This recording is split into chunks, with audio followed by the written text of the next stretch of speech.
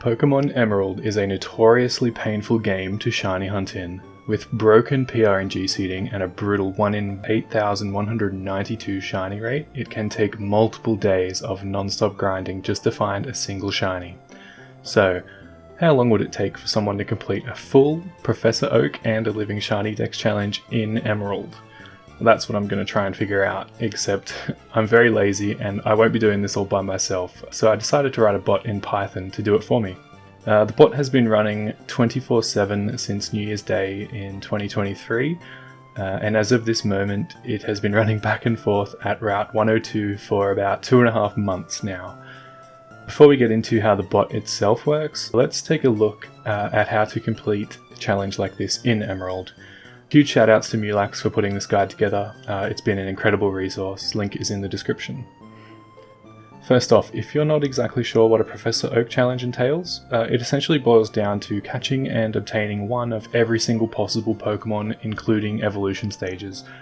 So for example, instead of just catching one Ralts and evolving it to Gardevoir, we need to catch 3 separate Ralts to complete the living dex. Require them all to be shiny, and you've got yourself this challenge. The sped up clip you're seeing in the background is a clip from the 24/7 livestream that is probably running right now, if you're watching this before 2025. The bot will also tweet out any new shinies and posts a shiny log and milestones in the Discord server, so feel free to pop in and say hi. You can find all the links for these in the description.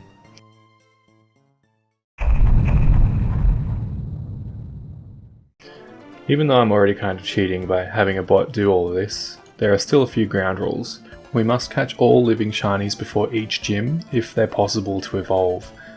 That means if a Pokemon requires an item to evolve that we can't currently acquire, we don't need to get that Pokemon. We can come back later and get it when we can get the item. Must be played on one single save of Emerald and no emulator speed up. The game must always run at 1x speed. No RNG manipulation, except for starter soft resets because Emerald PRNG does not seed correctly, so the bot must wait a different amount of frames after each reset. And lastly, no cheats, except for event tickets to warp to event islands and grind limited time shinies such as Mew. Quick note, if you're wondering what this shiny value you're seeing on the stream is, this is calculated using an equation that factors in your trainer ID, secret ID, and the Pokemon's personality ID. All of these values are pulled from the emulator's memory by a script every time a new opponent appears. This calculation results in a number ranging from 0 to 65,535, and if this value is less than 8, then the Pokemon will be shiny. This means we have an 8 in 65,536 chance of getting a shiny, which equates to the base shiny rate of 1 in 8,192. Fun fact, if the shiny value is exactly 0, it will have square sparkles in Sword and Shield instead of stars.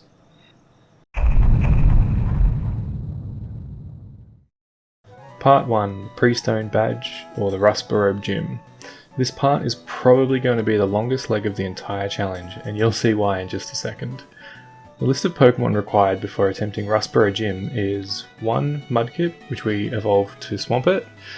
We obtained a shiny Mudkip after 29,082 soft resets. The bot trained up Swampert to level 100 by battling Route 102 Trash. We also had a team full of Zigzagoon to gather a load of items with the ability Pick Up. Here is a look at the insane loot we picked up. The fairly common Pokemon ranging from 100% encounter rate to 10% are 3 Whismur, evolve 2 of them to a Loudred and 1 of them to an Exploud. 2 Poochyena, evolve 1 to Mygena. We've already caught 13 Poochyena so far. We need at least 5 Wurmples because the evolution is random when evolving to Silcoon and Cascoon, and then to Beautifly and Dustox. We have found 5 shiny Wurmples already and we have evolved them. Unfortunately we've gotten lucky and got 3 Cascoon, so all we need is 1 more Wurmple, so 6 total. We need 2 Zigzagoon, evolve 1 of them to a Linoon. We already have 3 Zigzagoon, so we're covered. 2 Wingull, evolve 1 to Pelipper. 2 Tailo, evolve 1 to Swellow. 2 Marill, evolve 1 to Azumarill. 2 Shroomish, evolve 1 to Breloom. We've already found a Shroomish and we trained it to level 54 to learn the move Spore. This will come in handy when we need to sleep a wild Pokemon to catch it. We also need 2 Nincada, evolve to Ninjask and Shedinja. 2 Lotad, evolve to Lombre. We can't get a Ludicolo until we can get a Leaf Stone at a later point.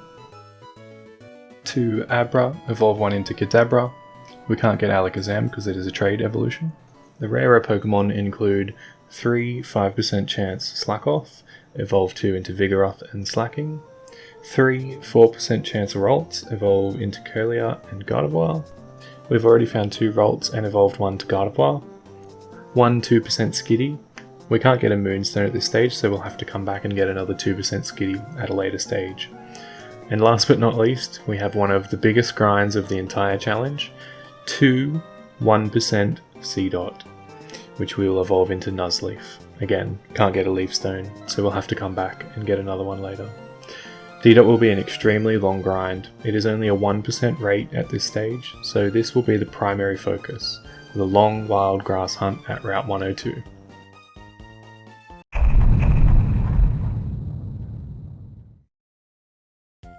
Now, before we go any further, I just want to note that I'm by no means a professional developer.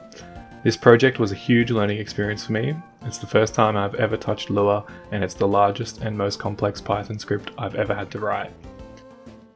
The bot that's running right now is using the MGBA emulator with its Lua scripting API. However, I've recently begun to refactor the code to work in BizHawk instead. The MGBA version of the bot is available on GitHub, and the new better BizHawk version will be available soon. Links will be in the description.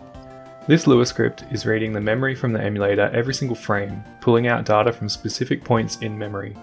The kinds of information we gather to help run the bot includes player's trainer ID and secret ID, as well as the current map ID and XY coordinates, and also information about our party and opponents, including IVs and EVs, personality ID, which is used to calculate the shiny value, name, held item, experience, Pokeball type, the list goes on and on. If the script notices any of this information change, it will fire off a UDP packet to the Python script, which is listening and expecting the data. As well as the information being pumped into the bot by the Lua script, the Python script also checks for certain things on screen to determine which state the bot is in. So for example, if we want to run from a battle, the bot spams B to skip any text boxes until it can see the fight menu, then it will press down and right until it can see the run menu and press A. The bot uses image references to do all of its menu navigation. Currently the bot is able to run back and forth in grass, fish using a fishing rod, soft reset for shiny starter Pokemon, and even bulk buy Premier Balls from the Pokemart. There are still quite a few things on the to-do list, such as breeding and hatching eggs, bunny hopping on the spot on an acro bike, and soft resetting for legendaries, but I will develop these features as the bot progresses through the challenge. Thanks for checking out this video. I'll be sure to post update videos in the future, but as you can imagine, it may be quite some time before we can attempt the first gym. If you have any questions about the challenge or how the bot works, feel free to reach out to me on Twitter or Discord. Happy shiny hunting!